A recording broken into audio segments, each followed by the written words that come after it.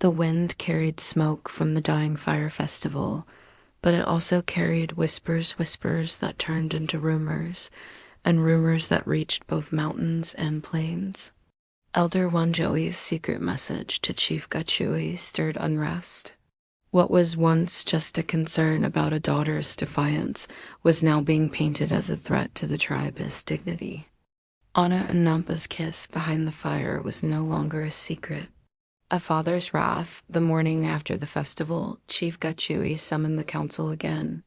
She chose a warrior from a tribe whose cattle once trampled our crops. She has disgraced the blood of her ancestors.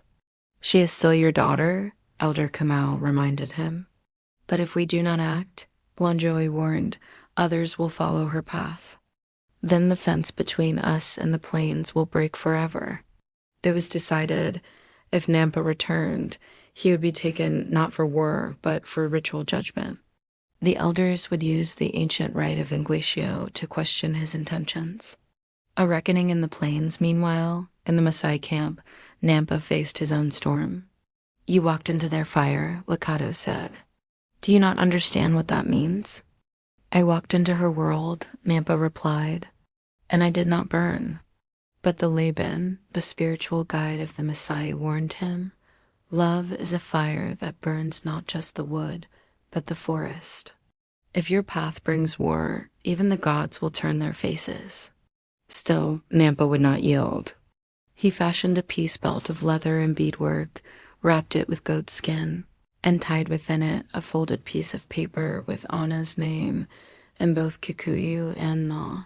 It was a symbol of his promise, not just to her, but to a future neither side could see. The secret gathering. Anna returned to her aunt's compound, only to find a message buried beneath the largest cooking stone, 3 white beads, 1 red, and a sliver of carved bone. She knew what it meant. Tonight, Magumo.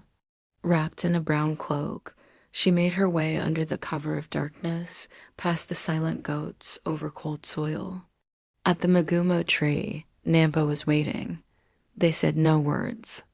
Only their eyes spoke. But they were not alone. A soft twig snapped in the bushes. Suddenly, torches lit the night. Chief Gachu and 2 warriors stood with spears drawn. The council had followed her. A choice of consequence, the moment froze in time. Nampa of the plains, Chief Gachui thundered, you have trespassed for the last time. Anna stood in front of him. Then you'll have to go through me. Gachui looked at her, his only child, his jaw clenched. Nampa stepped forward and bowed, placing his spear on the ground.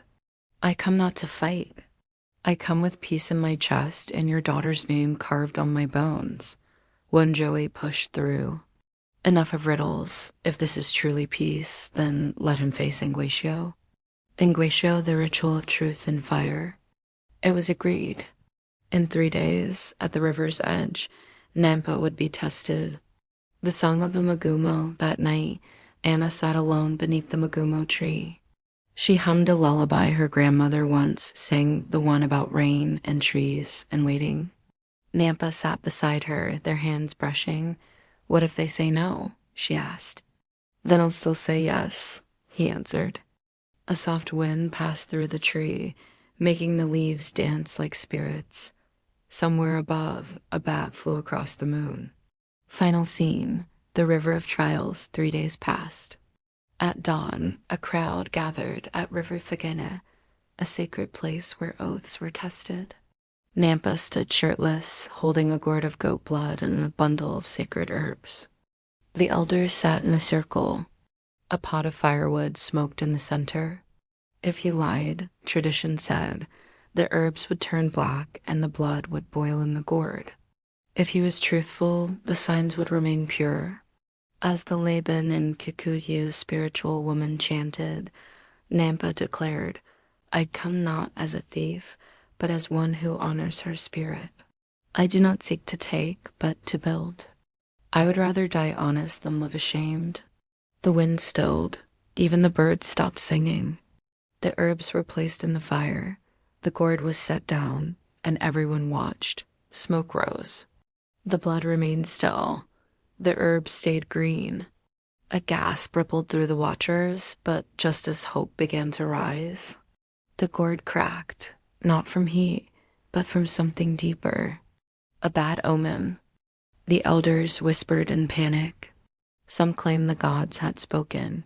Anna rushed to Nampa's side, their hands locked again. But above them all, Wanjohi raised his staff. "This love will bring war," he shouted, and the people began to murmur. "To be continued,"